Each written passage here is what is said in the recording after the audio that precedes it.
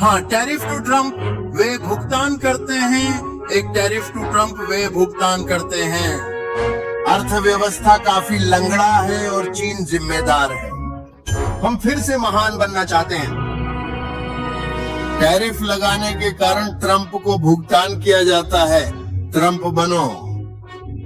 Donald ने मुझे इस टैरिफ को स्थापित करने के लिए काम पर रखा, लेकिन मैं मुसीबत में मदद नहीं कर सकता।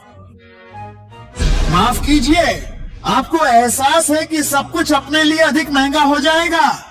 ठीक है, नहीं आदमी, तुम्हें सब कुछ गलत लग रहा है। विदेश से आने वाले इस नए पैसे से श्री ट्रम्प ही हमारे कर को कम कर सकते हैं, जिससे हमें अधिक पैसा मिलेगा। हाँ दोस्त, वह स्थानीय अर्थव्यवस्था की रक्षा भी कर रहे हैं। विनिर्माण करना देश के तरीके से हजारों नई रोजगार पैदा करते हैं। क्योंकि याद रखो, वे हमारे को ले लिया।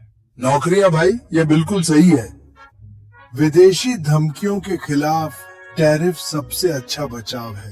टैरिफ शब्दकोश में मेरा पसंदीदा शब्द है। तुम्हें इस प्रक्रिया पर विश्वास करना होगा। आपको ट्रम्प पर भरोसा करना होगा। नहीं, मुझे गलत मत समझो, मैं उन पर भरोसा करता हूँ। मैं उन पर बहुत भरोसा करते हूँ।